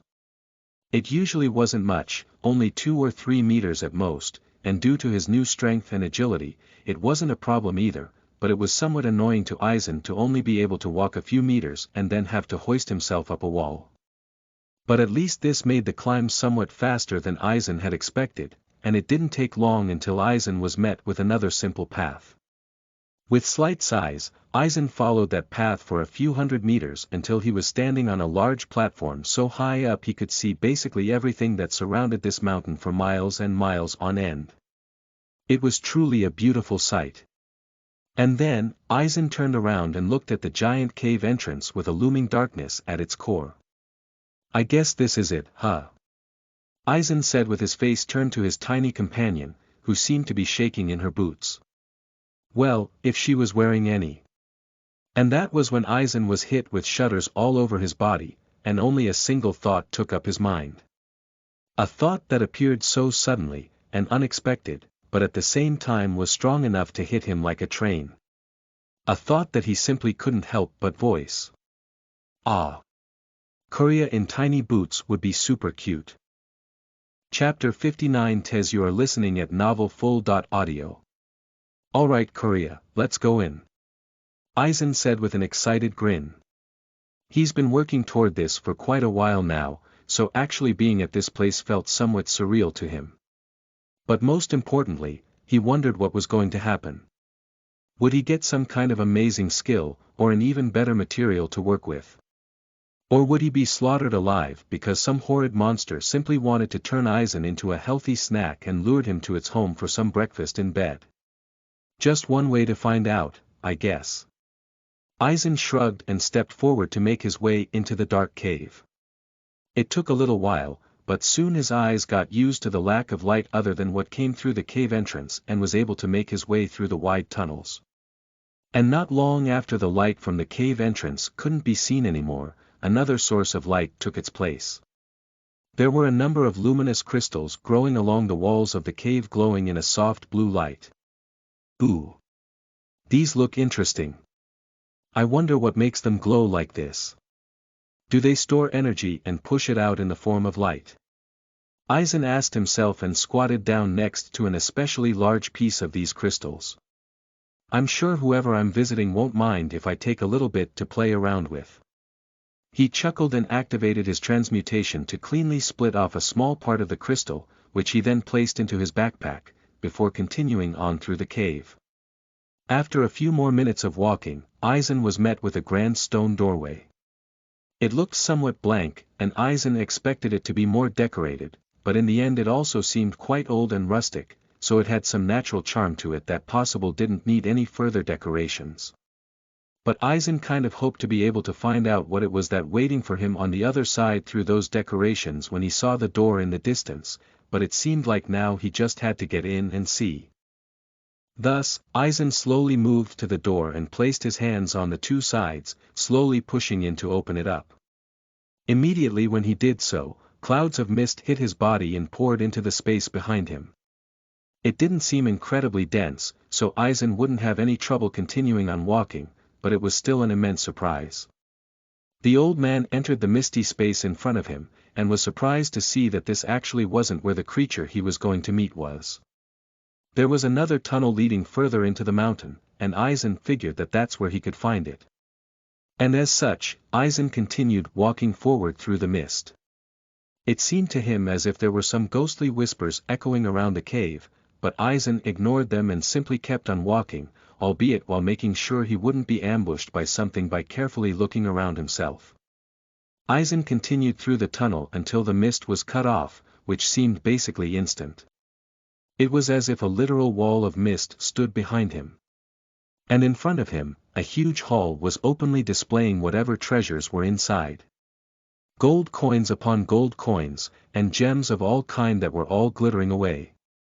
It was so bright in this room that Eisen even had to shield his eyes. That made him curious, though, where that light came from. There didn't seem to be any normal light source around, and all the light seemed to come from the treasure itself. There was really only one thing that didn't glow in this room, and that was the huge carved gold statue in the center of the room. It was truly magnificent to look at. It was in the shape of a huge sleeping dragon, with a strong body and mighty scales that were all individually carved. It wasn't as shiny as the rest of the gold in the hall, and on first sight it didn't even seem to be real gold, but since it was surrounded by it, Eisen figured that it was. The statue seemed so life-like to him that Eisen's heart nearly skipped a beat from pure surprise and awe. Even though it was just sleeping, it looked so strong and mighty, and seemed as if it was truly alive. For a few seconds, it seemed to Eisen that the dragon's body was slightly moving up and down as if it was breathing. Just for a few seconds, though, and soon enough Eisen noticed that it was really breathing. Wait, is this a real dragon? Eisen yelled out in surprise and walked up closer to the sleeping creature. Sure, it scared the absolute shit out of Eisen, but he wanted to know if the dragon's scales were really made of gold. Just out of curiosity, of course. It definitely wasn't because he wanted to know if he could use these kinds of scales as if they were real gold, and he definitely didn't want to try that out as soon as possible. Not at all. But still, Eisen couldn't help himself but try and touch them. It was quite a rare chance, after all. Just before he could touch them, Eisen felt a strong pressure that immediately suppressed his whole being. You started part 1/3 of the ancient gold dragon's first test. He jumped backward while protection the tiny Korea from whatever was causing this, and stared directly into the dragon's eye, ignoring the notification that popped up. You were able to defend against the ancient gold dragon's fearful presence. Immensely weakened, Eisen wanted to read through his notifications to find out what was going on, but before he could, he was met with another wave of the same pressure, just far, far stronger. You were able to defend against the ancient gold dragon's fearful presence, strongly weakened. This already nearly brought Eisen to his knees, and it felt as if the dragon simply stomped on him to squish him like a bug. Eisen hoped that it would be over now, but it was far from it. When Eisen was released from that pressure, it simply hit him again, incomparably stronger than the last time. You were able to defend against the ancient gold dragon's fearful presence, weakened. Congratulations. You passed part 1/3 of the ancient gold dragon's first test. Finally the pressure completely dissipated again. Eisen was able to relax for a moment. But that moment was quite brief, as soon enough the test continued. You started part 2/3 of the ancient gold dragon's first test. Eisen looked at the dragon's maw that was slowly opening up. Inside the seemingly infinite darkness of its throat, a few sparks started to appear, and fire formed inside. Immediately, Eisen knew that this was a sign that showed something that he really had to dodge was coming. And his intuition was right. From the dragon's mouth, flames shot outward toward Eisen. Luckily he was able to dodge, but Eisen knew that he would have died if he got hit by that attack. But it wasn't time for him to relax yet. So that Eisen could concentrate on dodging completely, he placed Korea into his backpack and grasped it tightly. The dragon exhaled through his nostrils and incredibly hot steam shot out, just before it opened its maw once more. From the last shot, Eisen knew that its head wouldn't move when it was shooting out those flames, but would still follow him when he was moving. So, Eisen waited for the dragon to shoot out its flames and then immediately dodged to the side as far away as he could. This time around, the flames took over a larger area than before, and seemed to be significantly hotter on top of that. Aizen stood still and carefully looked at the dragon, who once more released that hot steam from its nostrils and then opened its maw up again. Once the same sparks appeared in its throat, Aizen prepared to dodge, and immediately did so once he felt the heat of the flames approach. When Aizen was sure that the current fire beam was over, another notification suddenly popped up in his sight. You were able to defend against the ancient gold dragon's fire. Breath weakened, congratulations. You passed part, 2/3, of the ancient gold dragon's first test. 2 out of 3, huh? Alright, then bring the last part. Aizen chuckled and got in a stance to be ready for everything that the dragon could throw at him. You started part, 3/3, of the ancient gold dragon's first test. The ancient creature looked at Aizen with a sharp gaze and pushed its knife-like teeth together. While Aizen was trying to figure out what was going on, a light green mist poured out between the dragon's teeth and immediately filled out the whole area around Aizen, so quickly that he had no chance to respond. But nothing was happening to Aizen, he felt completely normal. But then Aizen noticed a slight difference. The Zweihander in his hands felt far heavier than usual, and Aizen was struggling to hold it properly. His skin slowly became brittle, and it was hard to move around. It was kind of as if a thin layer of rock grew on him. But it wasn't anything too great yet. Shortly after Aizen felt these effects, the mist dissipated and the dragon was waiting for a reaction. Aizen slowly moved his arms around, and the layer of the rock-like substance shattered, which let him move around like normal once more. Aizen could swear that what the dragon did next was grin somewhat, but he wasn't sure if he imagined it or not. Either way, soon, the gold dragon let out the next wave of the same gas, that once more immediately filled out the whole area around Aizen. This time around, he felt significantly weaker, and his sword was slowly moving toward the ground since Aizen couldn't hold it anymore. The rock layer on Aizen's skin became harder and thicker this time, and made it incredibly hard for him to move. After the gas disappeared again, Aizen closed his eyes and quickly tried to break out of this shell. It took more effort than before, but it was still relatively easy for him to do so. And now, judging from the last few parts of the test that Aizen didn't even agree to taking, the last gas attack would come at him, and it would be significantly stronger than the other two. Aizen mentally prepared, and grasped his Zweihander tightly. Sure, he could of course always use his giant strength skill, but to Aizen that felt kind of like cheating for some reason. So, Aizen took the gas on and felt himself turn basically into a statue as it became nearly impossible for him to move. But once the last wave of the gas disappeared, Aizen's body cracked and a grin formed on his face. He didn't expect to feel this old and useless even in the game.